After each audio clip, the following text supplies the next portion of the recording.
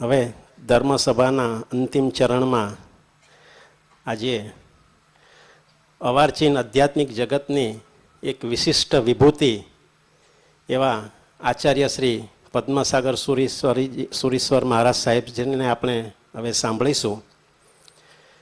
ભારતના રાષ્ટ્રપતિ દ્વારા આપશ્રીને રાષ્ટ્રીય સંતનું બિરુદ પ્રાપ્ત થયેલ છે. પૂજ્યશ્રીનું જીવન ચરિત્ર જોતા એમાં દેખાય છે કે ખુદ ભારતના રાષ્ટ્રપતિ અને પ્રાઇમ મિનિસ્ટર પણ તેમના દર્શન કરીને અહોભાવની લાગણી અનુભવે છે. જૈન શાસનના ગૌરવ સમા મહાવીર આરાધના જૈન કેન્દ્રના આપશ્રી પ્રાણ પ્રેરક અને માર્ગદર્શક છો. વિશાળ બુદ્ધિ, મધ્યસ્થતા, સરળતા, જીતેન્દ્રીપણું, ડિસિપ્લિન લાઈફ, નિયમિતતા, વાકપટુતા, કાર્યદક્ષતા, કાર્યકુશળતા વગેરે અનેક ગુણોથી આપ શ્રી વિભૂષિત છો. આપનું જીવન સામાન્ય જન માટે પ્રેરણાસ્પદ અને વરદાન રૂપ છે, તો માનવતા અને સાધુતા માટે એક સુંદર આદર્શ છે. આપશ્રીને પરમ પૂજ્ય ગુરુદેવશ્રી પ્રત્યે અત્યંત અહોભાવ અને ભક્તિભાવ છે. જ્યારે પણ આપણી સંસ્થાને જરૂર પડે છે ત્યારે આપણે કલ્પના પણ ન કરી હોય તેટલા બધા ઉત્સાહ અને ઉમંગથી પૂજ્ય આચાર્યશ્રી આપણને પ્રતિભાવ આપે છે. ને આપણામાંના ઘણા મુમુક્ષુ ભાઈ બહેનો અત્યારે ત્યાં મહાવીર સંકુલ, મહાવીર આરાધના કેન્દ્રમાં જ ઉતારો રહેલ છે, જે આપશ્રીએ સામેથી પ્રેમથી ખૂબ જ મદદરૂપ બન્યા છો.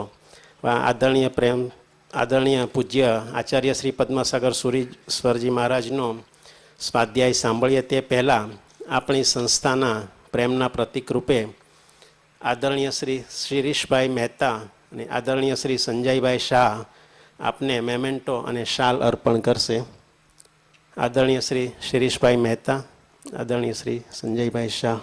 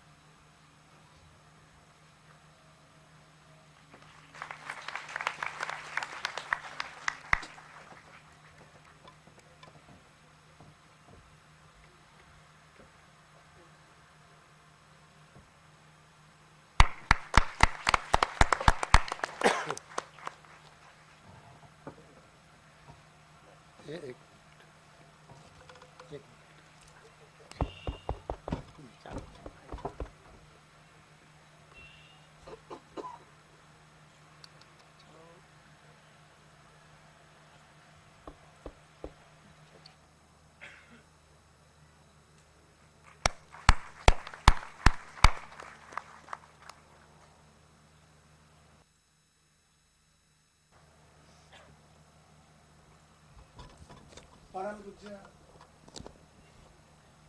આચાર્ય દેવ શ્રી પદ્મસાગર સુરી મહારાજ અહીં પધાર્યા.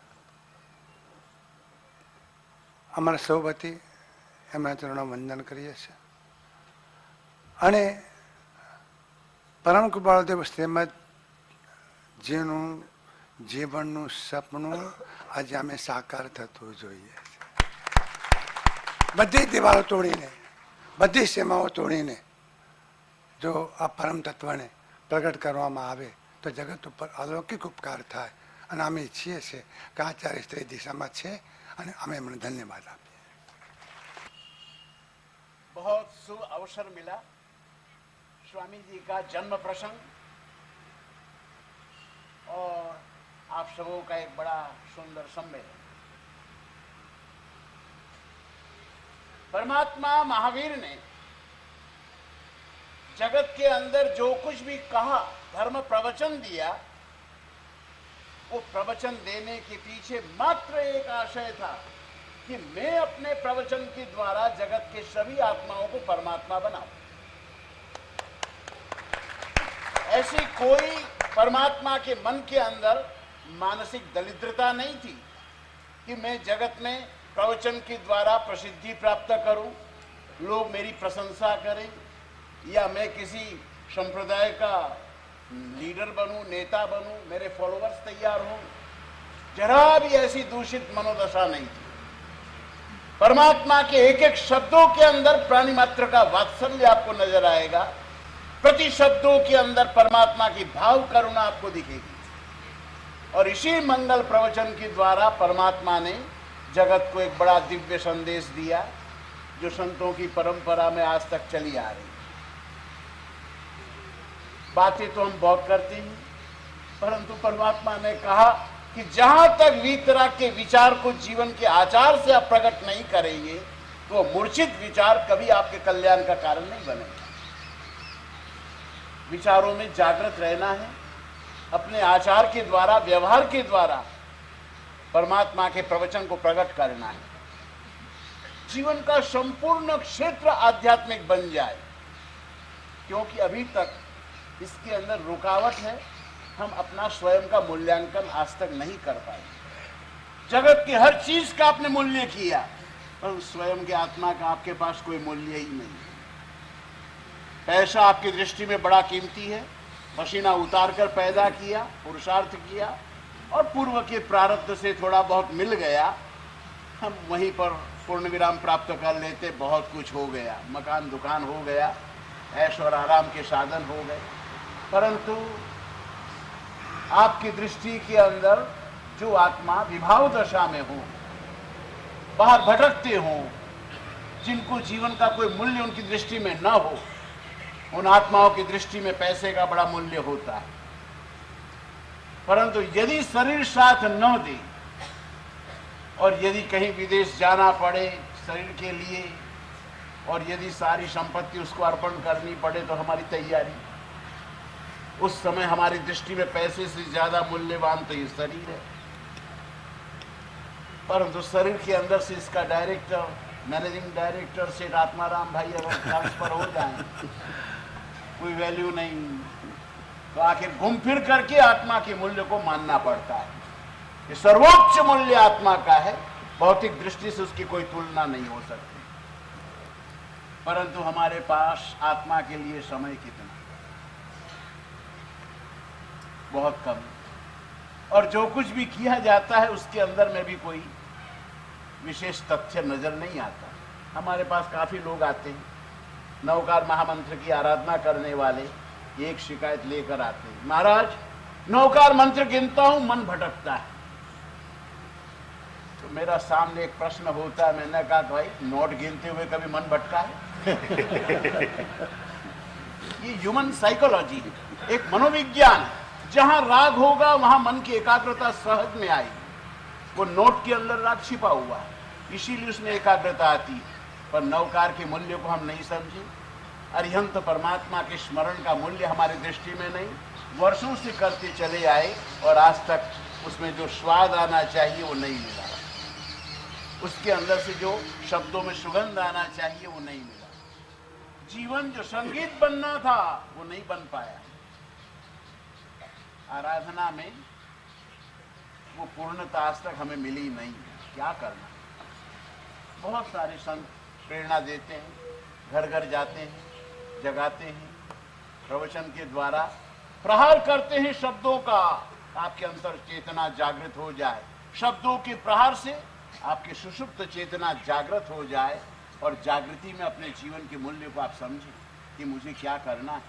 वर्तमान परमात्मा के अनुग्रह से प्राप्त हुआ, बहुत बड़ी पुण्याई आप लेकर के आए कि आपको साधना के अनुकूल जीवन मिला। ये वर्तमान आपके भविष्य का निर्माण करता है। कैसे आपको आगे जाना है, कहाँ जाना है, उसकी तैयारी आज आपको करनी है। ये संत यही कहते हैं, यही उनकी प्रेरणा होती। साधु या संत वो हमेशा त्याग की भूमिका पर ही बात करेंगे कि ये जो कुछ आपने प्राप्त किया, इस प्राप्ति में आप इतना याद रखना, ये उधार, आपका संसार और आपका शरीर ये सब कुछ उधार है, उसमें अपनत्व की भावना नहीं चाहिए। आध्यात्म दशा में रहने वाला व्यक्ति, ज्ञानियों ने कहा, वो अपने धर्म को मंदिर से, उपासना से दुकान तक ले जाता है, मकान तक पहुंचाता है, परिवार तक ले जाता है, परिवार को प्रेम का मंदिर बनाता है। वहां कषाय नहीं मिलेगा, हृदय में निर्मलता मिलेगी, स्वच्छता मिलेगी। आखिर तो घूम फिर करके यहीं आना पड़ता है, परंतु बहुत विलंब हो जाता है। ये तो ठीक है, आप लोग कोई पूर्व की पुण्याई लेकर आए, संतों के परिचय में आए।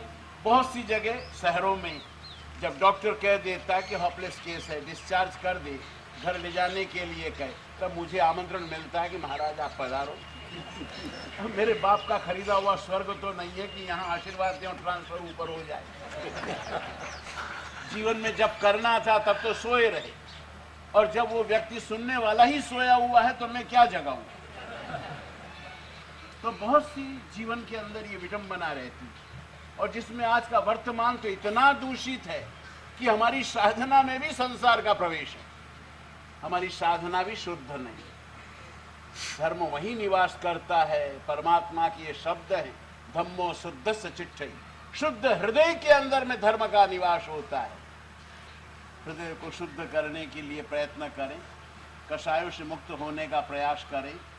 मैं तो अपने जीवन का गुरुदेव का एक आशीर्वाद रहा कि मैं हर जगह जाता हूँ, मैंने कहा ये संप्रदाय की दीवार को तोड़ दो और दरवाजा बनाओ ताकि प्रभु आ सके। ये सांप्रदायिकता बहुत गलत वस्तु है, एक व्यवस्था थी, उसको विकृत रूप दे दिया गया। परमात्मा ने तो सापेक्ष दृष्टि से बहुत सुंदर व्यवहार का दर्शन दिया, परंतु सापेक्ष दृष्टि को हम समझ ही नहीं पाए, एकांत में चले गए। परमात्मा के कथन को जिस दृष्टि से देखना था हम नहीं देख पाए। बहुत सी बार हमारे जीवन के अंदर ऐसी घटनाएं कि निश्चय को भूल करके मात्र व्यवहार के पीछे पड़ गए, निवृत्तिमय जीवन नहीं रहा और व्यवहार पर चले गए।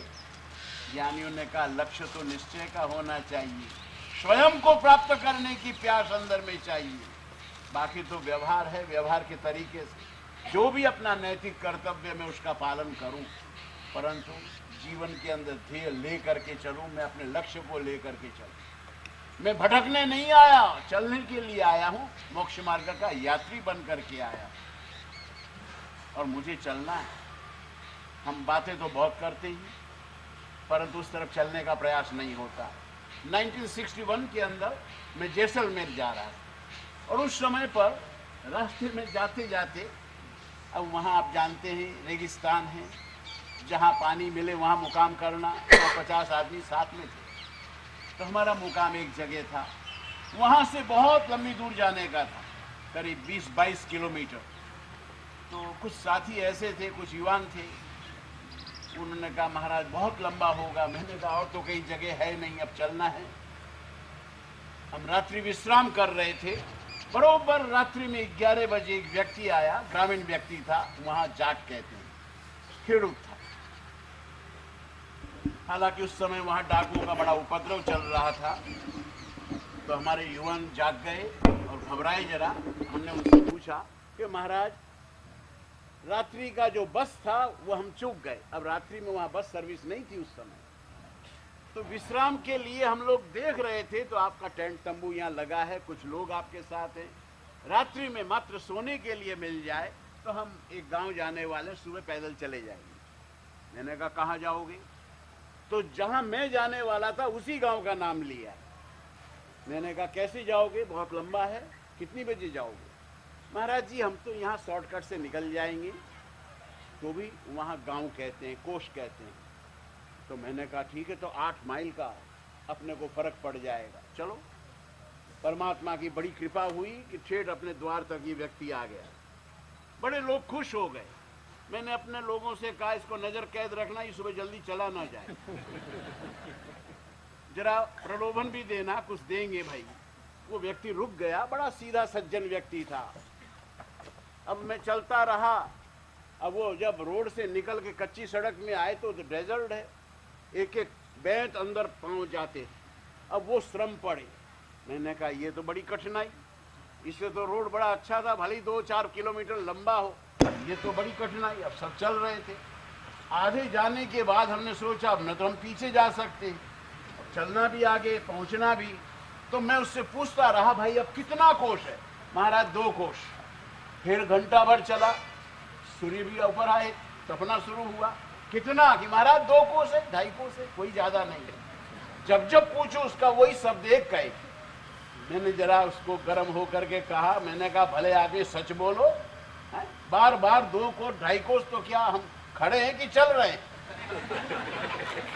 उस व्यक्ति ने मुझे वो जवाब दिया कि आज तक भूल नहीं सका। उसने कहा महाराज आप तो साधु और संत हो, संत तो शांत रहते हैं। मैंने कहा भाई बात क्या है? महाराज मैं एक बात कहूं, आप 100 बार पूछो, कितने ही पूछो, वो गांव पूछने से कभी नहीं आएगा, वो चलने से आएगा। मैंने कहा भाई ठीक है अब चलो, बोलना बंद, चलना शुरू। थोड़ी समय के अंदर गांव तो आ गया, पर उस बात को मैं भूल नहीं पाया। तो हमारे यहाँ बात करने वाले तो बहुत मोक्ष की चर्चा करेंगे, आत्मा की चर्चा करेंगे, न जाने क्या क्या सुंदर बातें करेंगे, परंतु उसके अंदर चलने वाले कितने, उस तरह का आचरण कितना। हमारा जीवन जरा टटोल करके देखिए। और आज इस भयंकर वातावरण के अंदर ये बाहर का प्रलोभन, बाहर का आकर्षण इतना खतरनाक है कि जीवन को आध्यात्म से शून्य बना देता है। व्यक्ति जीवन में निराश बन जाता है, सारा ही जीवन समस्याओं से घिर जाता है, कहाँ जाना उसे पता ही नहीं है। यानी उन्होंने कहा जरा विचार करिए, आने वाले समय को देखिए, जीवन का हर कदम मौत की तरफ जा रहा है। नित्यम सन्निहितो मृत्यु, प्रतिक्षण हमारे जीवन के हम प्रतिक्षण आगे बढ़ रहे हैं। ज्ञानियों ने तो वो उपाय बतलाया कि हमेशा के लिए मृत्यु ही मर जाए, मरण भी महोत्सव बन जाए। जीवन को अगर सार्थक करना है, मरण को महोत्सवी बनाना है, और यदि जाना ही है तो मौत का शिकार करके हम जाएं। हमारी यही प्रार्थना होती है, जन्म जरा मृत्यु निवारणाय। भगवान तेरी भक्ति और तेरे स्मरण के द्वारा इनका निवारण हो जाए, विसर्जन हो जाए, और कोई अपेक्षा नहीं। प्रार्थना में याचना होती नहीं, साधना में संसार से शून्य बनना पड़ता है। ज्ञानियों ने कहा कि आज तक संसार का भौतिक आक्रमण हमारी साधना पर रहा, और इसीलिए साधना कभी सक्रिय नहीं बन पाई। प्रयत्न करते परंतु फिर भी सफलता नहीं मिली। तो आध्यात्मिक क्षेत्र के अंदर अंतर जगत में प्रवेश करने के लिए पहली ये शर्त है कि बाहर से मुक्त होकर के आप अंदर आए, वासनाओं से मुक्त होने का सतत प्रयास करें। भले ही फेल होना पड़े, निष्फलता मिले, फिर भी प्रयत्न हमारा चलना चाहिए। कितना चल रहा है वो तो देखना है। आज आप रोज देखते, आज की समस्या देख करके तो बड़ा विचार आता है, क्या समय आया। कहाँ ये भारत सारी दुनिया को धर्म संदेश देने वाला, परम शांतिमय जीवन जीने वाला देश, कितनी प्रामाणिकता जीवन के अंदर, कितनी ईमानदारी थी, और आज उसी का ही दुष्काल है। प्रामाणिकता नजर नहीं आई। भगवान के मंदिर से ही जूता जाता है। ये हमारे देश की रूपरेखा मैंने आपको बतलाई, क्योंकि व्यक्ति के जीवन में वो शिक्षा ही नहीं। बचपन से, बाल्यकाल से जो शिक्षा दीक्षा उसको मिलनी चाहिए, वो आज तक मिल नहीं पाया। साधु संतों के परिचय से वंचित जीवन रहा, क्योंकि परिचय हो तब तो परिवर्तन आए। यदि परिचय करे तो परिवर्तन के साथ जीवन का प्रकाश भी मिले, वो परिचय आपको पूर्णता तक पहुंचाए। ये तो भारत संतों का देश रहा, त्यागियों का देश रहा, ये तीर्थंकरों की जन्मभूमि रही, और हमारी परंपरा धीमे धीमे अब विकृत बनती चली आ रही। वहाँ भी आध्यात्मिक जगत में भी भौतिक कामना छिपी हुई, कुछ मिल जाए तो क्या मिलेगा। मेरे पास एक व्यक्ति आया, तो साधु संतों का एक कार्य है कि भाई आत्मा को सांत्वना देना, समाधि देना, उसको सही मार्गदर्शन देना। बहुत कुछ खो करके आया, मेरे पास आके रोने लगा कि अब मैं मर जाऊंगा, आत्मघात करूंगा। मैं चुप रहा। मैंने कहा भाई क्या था? कि बम्बई गया महाराज, सब कुछ खो दिया, कुछ नहीं है। मैंने कहा है क्या, ये तो कहो। तो गए थे महाराज, नौकरी करता था, धंधा करके थोड़ा बहुत कमाया, मकान दुकान अपना हुआ, पर बहुत बड़ा लॉस आ गया। मैंने कहा तो फिर अब क्या है महाराज, दुकान मकान तो है।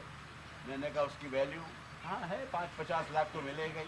मैंने कहा जो है उसी में आनंद लो, जो गया उसके पीछे रोकर जीवन क्यों बर्बाद कर रहे हो। ये हर व्यक्ति की आदत, जो नहीं है उसके लिए विचार करता है, जो है उसके आनंद से वंचित रहता है। तो हमें तो बहुत कुछ मिला है, परमात्मा की दया से कोई कमी नहीं रही, परंतु जीवन के अंदर वही हाय हाय लगा हुआ है। अब जहां तक बाहर की प्राप्ति के लिए आप प्रयत्न करेंगे वो जीवन संघर्षमय बनेगा, असंतोष की आग लगेगी और वो असंतोष की आग में हम जीवन को जलाकर कोयला बनाएंगे। जहां नंदन वन बनाना था, कल्प वृक्ष जैसा बनाना था, सारी मनोकामना पूर्ण हो जाए, ऐसा पवित्र जीवन जहां निर्माण करना था, हमारी अज्ञानता को लेकर जीवन हम बर्बाद कर रहे हैं। ऐसी स्थिति में जरा विचार करिए।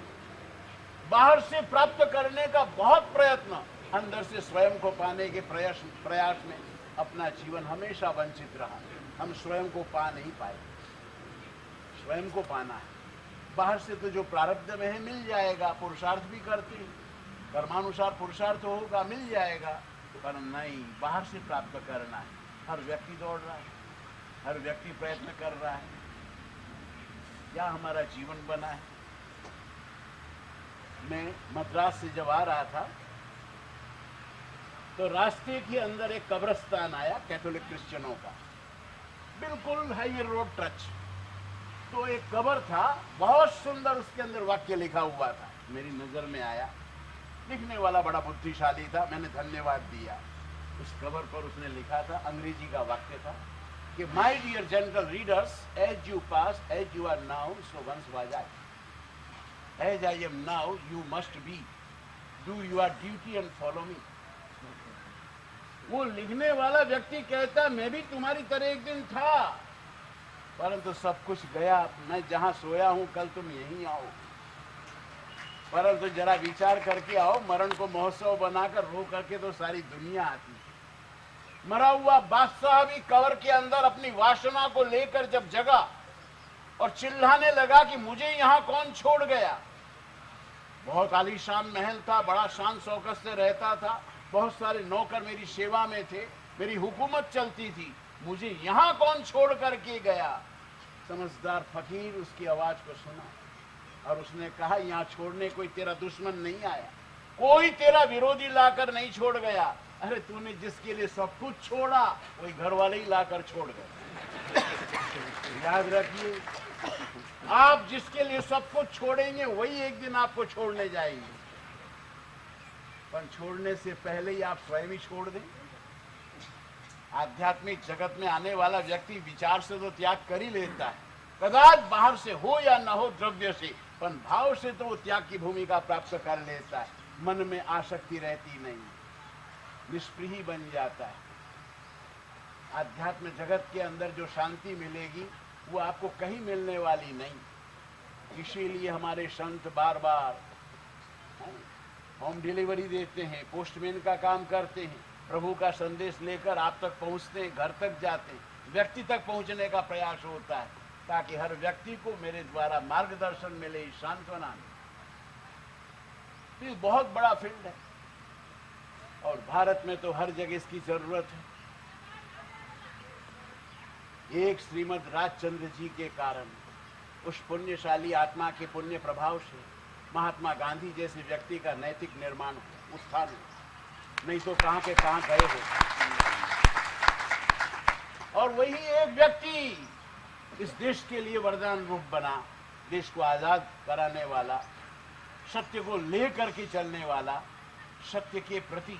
आप देखिए, बहुत गंदा विषय, राजनीति गंदा विषय, परंतु उसके अंदर भी ऐसी निष्ठा, सत्य का प्रयोग राजनीतिक क्षेत्र में भी उन्होंने किया। जीवन एक संत जैसा था। जैन साधु का परिचय और श्रीमद जी का परिचय, ये दोनों परिचय से उनके जीवन का परिवर्तन आया। नहीं तो स्वयं अपनी आत्मकथा में लिखते हैं कि क्रिश्चियनों के प्रभाव में मैं आ चुका था और मेरे मन का समाधान श्रीमद ने दिया। तो ये एक बड़ी विशेषता, एक व्यक्ति क्या नहीं कर सकता है, बहुत कुछ कर सकता है, निष्ठा चाहिए। अब गांधी जी ने तो इस देश को आज़ादी दिला दी, राम राज्य की कल्पना करके कि इस देश के अंदर जैसे राम के समय राज्य चलता था, उसकी जो व्यवस्था थी, परंतु आज तो स्थिति बहुत विकृत बन गई, बहुत गलत हो गई। गांधी जी ने अंतिम आशीर्वाद क्या दिया था जाने से पूर्व, देश की आज़ादी के बाद उन्होंने एक वाक्य कहा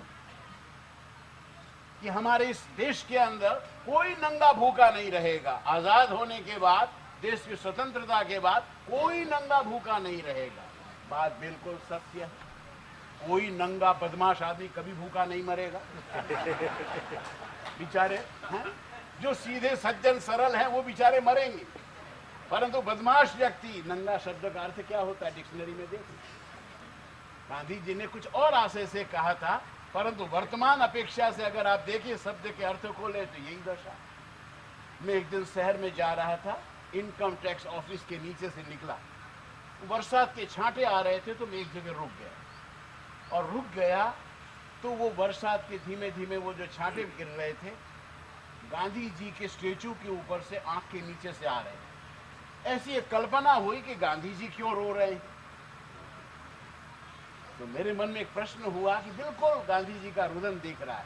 तो गांधी जी ने मुझे कहा मेरे कान में कि महात्मा जी अब क्या बताऊं आपको, मैं अपना दर्द किसको सुनाऊं, कोई सुनने वाला नहीं रहा।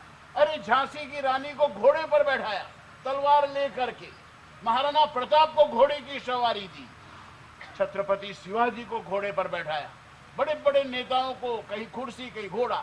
मैं अब 80 साल का बुढ़ा, देश की आजादी को 50 वर्ष हो गए, अभी तक खड़ा का खड़ा ही हूं। ये सब मेरे नाम से जाकर कुर्सी में बैठ गए और मुझे ये सजा मिली, आज तक खड़ा हूं। अब हमारे गांधी जी की जब ये दशा है तो आप विचार करिए देश की क्या दुर्दशा होगी। आज देख रहे हैं नैतिकता नाम की कोई चीज नहीं। आध्यात्मिक जीवन के अंदर सबसे बड़ा प्रभाव आपके आचरण पर पड़ता है। आपका आचरण शुद्ध बनता है। बिना शुद्ध बने जगत में कोई सिद्ध नहीं बना। तो ये सारी साधना आत्मा की शुद्धि के लिए है, शुद्धिकरण करके, और उसके बाद ही वो प्रवेश हम पा सकते हैं। तो ये शुद्ध करने की मंगल क्रिया है। गांव गांव के अंदर आध्यात्मिक वातावरण चाहिए। बहुत सारे संतों का ये प्रयास चालू है, परंतु अब ये देश भी बहुत विशाल है, काफी प्रयत्न इसके लिए करना पड़ेगा, नहीं तो ये देश की बड़ी भयंकर दुर्दशा हो जाएगी। तो वर्तमान स्थिति के अंदर थोड़ा बहुत भी प्रयास चले तो यहाँ से लोगों को प्रेरणा मिले कि मैं भी कुछ करूं, मेरे जीवन के अंदर भी कुछ करूं, करके जाऊं। अब ऐसे संत यहाँ बैठे हैं, हमारे तो परम मित्र हैं, वर्षों से संबंध है, कोई आज का नहीं। पड़ोस में रहे, मैं तो पूरी इधर उधर घूमता रहा, परंतु खबर लेते रहे। मैं कल ही आया हूँ और मुझे समाचार मिला कि आज महात्मा जी का 75वां जन्मदिन है। तो मैं तो इनको अपनी शुभेच्छा देता हूँ और कार्य शक्ति में आगे बढ़े। आत्म कल्याण तो कर ही रहे हैं, जगत से तो अलिप्त तो हो गए, अब जात में प्रवेश हो गया। तो मैं तो उनको शुभेच्छा अपनी देता हूँ कि और दीर्घायुषी बने और अपने जीवन में और सुंदर कार्य करके जाए, ताकि लोग याद करें। व्यक्ति संत चला जाता है परंतु लोगों के अंतर हृदय में हमेशा जिंदा रहता है। तो जीवन तो ऐसा जीना कि लोगों के जीवन के अंदर में हमेशा जीवित रहूं, ऐसा सुंदर कार्य करके जाऊं। ये आश्रम की रचना इन्होंने की। पड़ोस में ही संयोग से एक आध्यात्मिक केंद्र का हमारे गुरु महाराज के आशीर्वाद से एक निर्माण हुआ। क्योंकि हमारे यहाँ इन ग्रंथों का कोई मूल्य नहीं रहा, लोगों को चौपड़ा में रस है, चौपड़ी में तो है नहीं। तो भी मैं घूमता रहा, भटकता रहा, 1 लाख से ऊपर किलोमीटर में चला और इतना बड़ा कलेक्शन, आज 6.5 लाख ग्रंथ है। परमात्मा की वाणी का संग्रह है, परमात्मा का अक्षर शरीर, बहुत मूल्यवान संग्रह है। जो आते हैं मुझे आशीर्वाद दे के जाते हैं, अपनी सद्भावना देकर जाते हैं, और इसमें इनका बहुत सहयोग मिला। हमारे यहाँ जब स्थान का अभाव था, हमेशा आश्रम के अंदर हम कहते तो हमारे आने वाले मेहमानों को, पंडितों को और कई बार साधु पुरुषों को भी आश्रय मिलता। हर तरह से भक्ति इन्होंने की। तो अब देखिए हम पड़ोसी हैं, अब ये पड़ोसी होने के नाते मैं तो अपनी दीवार तो निकाल दी, अब दरवाजे ही बना दिया, आने जाने में और ज्यादा सुविधा है। और बहुत अपने अंतर हृदय से इनको आज अपना अभिनंदन देता हूँ। इन्होंने भी काफी कार्य किया, लोगों को जगाया। ये वर्तमान उसी का ये परिणाम है। संस्कार देने में कोई कमी नहीं रखी। पढ़े लिखे शिक्षित व्यक्ति, डॉक्टर हो करके बाहर तो उपचार इन्होंने बहुत किया। अब तो ये आत्मा का आध्यात्मिक उपचार कर रहे हैं। आत्मा के आरोग्य को कैसे पाना, स्वाध्याय प्रिय व्यक्ति हैं, चारित्रशील हैं, हर तरह से इनके अंदर काफी योग्यता है, काफी गुण है। परंतु सब कुछ होते हुए भी अभी हम तो छद्मस्त हैं। पर भविष्य के अंदर परम पद को प्राप्त करने वाले बने, इनकी साधना इनकी आत्मा को पूर्ण दशा पर ले जाए और परमात्मा दशा के भोक्ता बने, मोक्ष के अधिकारी बने, यही मेरी आज शुभेच्छा, यही मेरा अभिनंदन। क्योंकि ज्यादा समय मैं नहीं लूंगा, मेरे मौन का समय भी हो रहा है, तो मैं आप सबों को धन्यवाद देता हूं कि आप सब इनकी वाणी के द्वारा अपनी आत्मा की जिज्ञासा, अपनी प्यास को बुझाएं और ऐसी सद्भावना यहाँ दे करके जाए, इनके कार्य में और गति आ जाए और ज्यादा केंद्र बनने लग जाएं और लोग इस क्षेत्र में अब प्रवेश पाएं, ऐसे इनके कार्य में इनको सफलता मिले। हमारी यही शासन देव से मंगल प्रार्थना है और आप सबों को भी खूब धन्यवाद देता हूँ इस प्रसंग पर आप आए। बहुत बहुत धन्यवाद है आपको। एक संत के प्रति आपकी सद्भावना देखकर मुझे आनंद होता है।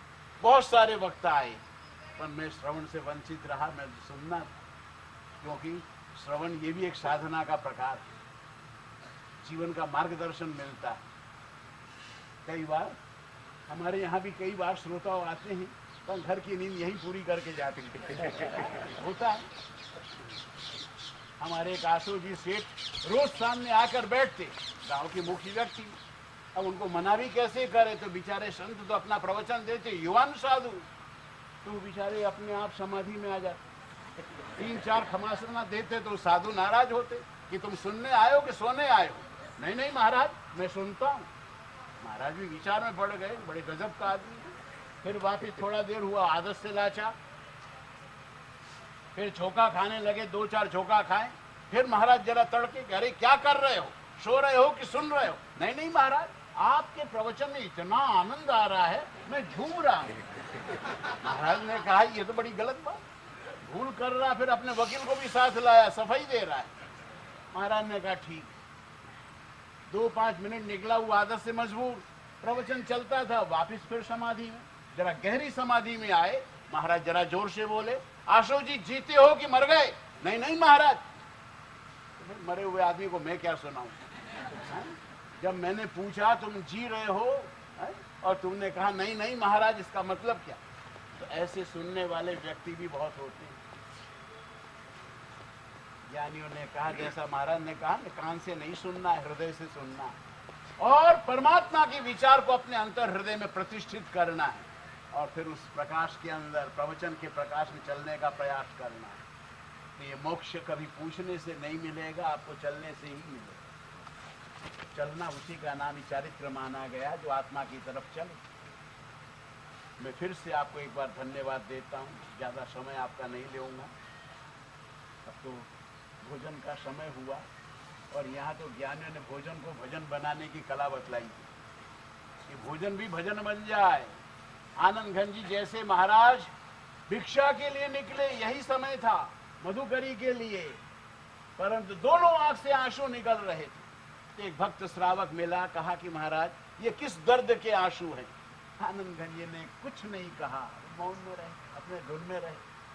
पर किसी घर पर द्वार पर गए भिक्षा के लिए और वो व्यक्ति भी पीछे पीछे गया, उसे कारण जानना था, इनके रोने का कारण क्या, रुदन का कारण क्या? संत के आंख में आंसू, ये किस दर्द के आंसू? जैसे ही घर पर पहुंचे, द्वार पर धर्मलाभ, आकाश की तरफ देखा और परमात्मा से निवेदन किया, भटकत द्वार द्वार औरन के कूकर आशा कार्य। भगवान तेरा भक्ति आनंद घन, इसकी ये दशा कुत्ते की तरह बारे बजते ही भूखना शुरू कर दे और घर घर भटके टुकड़े के लिए, रोटी के लिए। इस दशा से मुझे मुक्त कर, अनाहरी पद तेरी कृपा से मुझे मिले। देखिए आप कैसी अंतर्वेदना थी, समय का कितना सुंदर उपयोग है कि मुझे भटकना पड़े।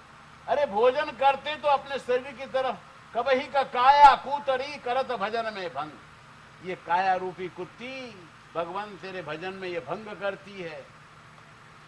अब ला कर टुकड़ा इसे डालता हूं, तब ये शांत रह जाए तो मैं तेरे भजन में मग्न बन जाऊं। ये आनंद घन जी महाराज की दशा थी, योगी पुरुषों की दशा।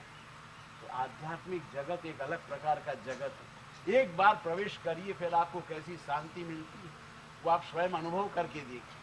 वो शब्दों से नहीं कहा जा सकता, अनुभव स्वयं में जाना जाता है। तो अपने जानने का प्रयास करें। स्वामी जी के द्वारा आपको जीवन में सुंदर मार्गदर्शन मिले, आध्यात्मिक जगत में आपकी साधना में आपको सफलता मिले, ये मेरी अंतर से शुभेच्छा, मेरी मंगल कामना और मेरे अंतर से आप सब जनों को आशीर्वाद।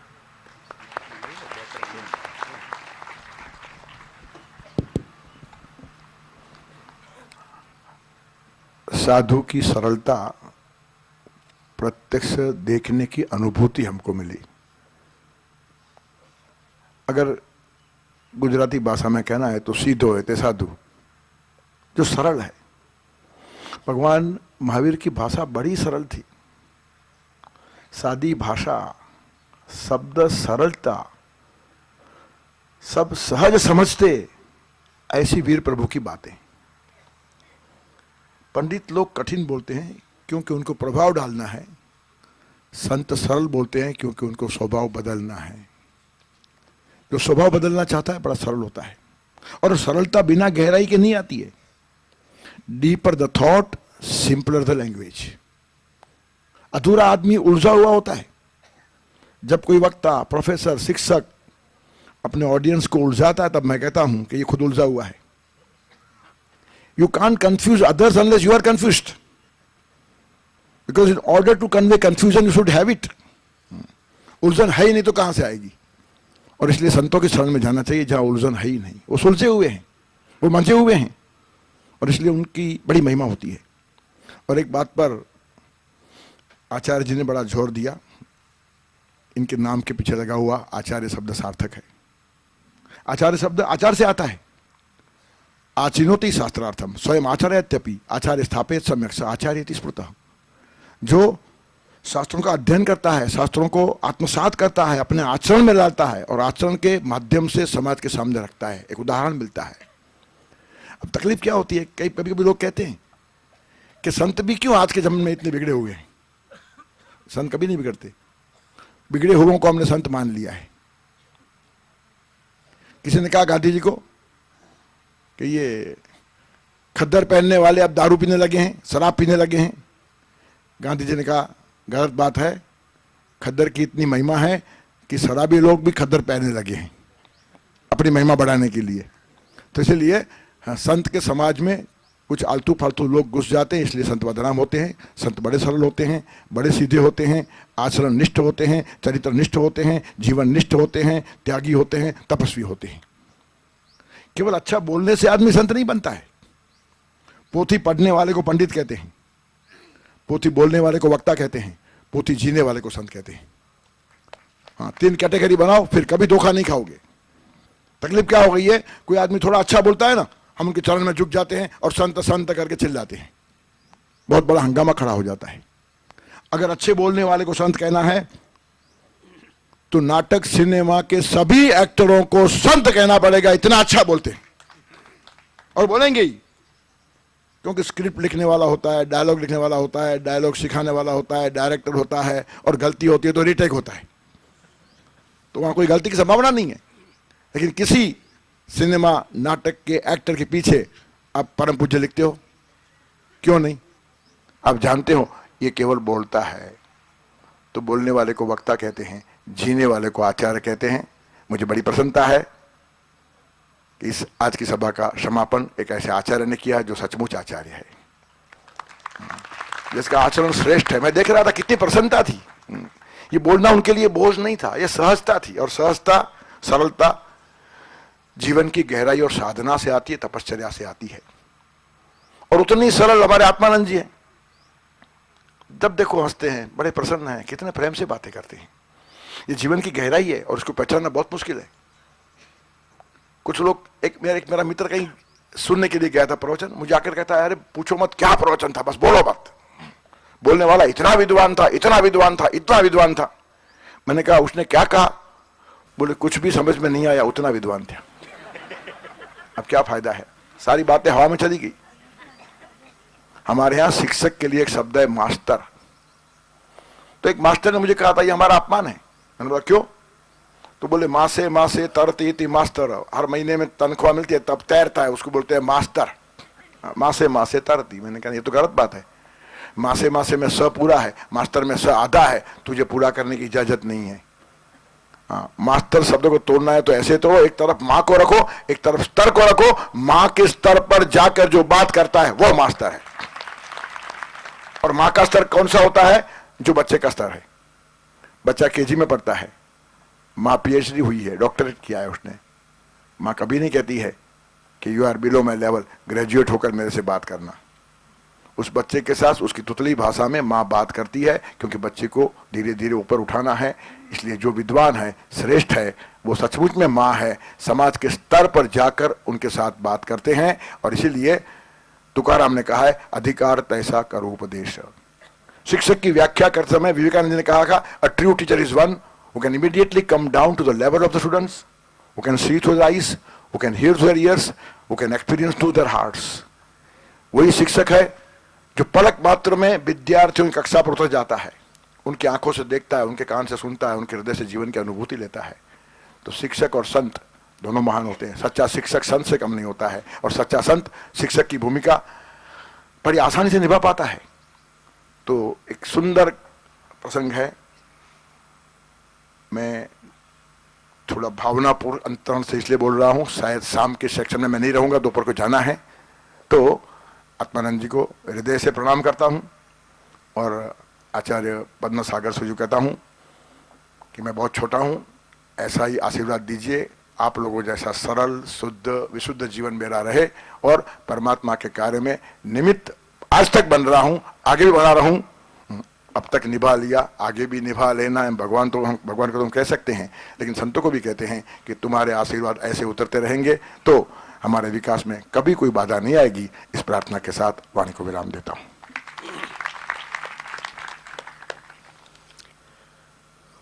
ओम।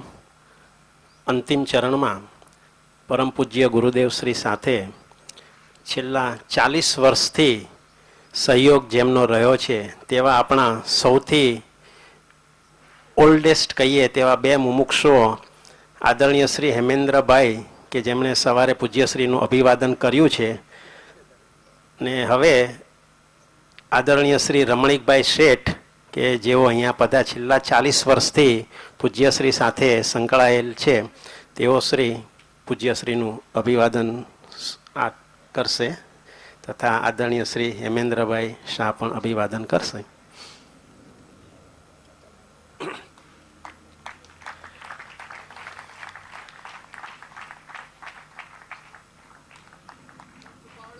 દેવ કી જય.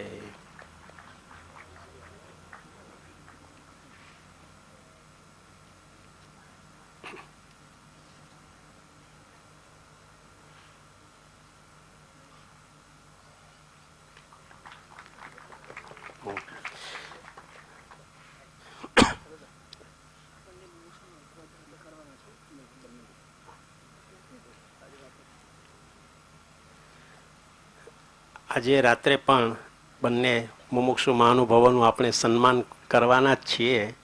તો આ પ્રસંગને અનુરૂપ અત્યારે આપણા ટ્રસ્ટીશ્રીની ભાવના હતી તે પ્રમાણે આ સાથે અત્યારનો ધર્મસભાનો કાર્યક્રમ અહીંયા સંપન્ન થાય છે.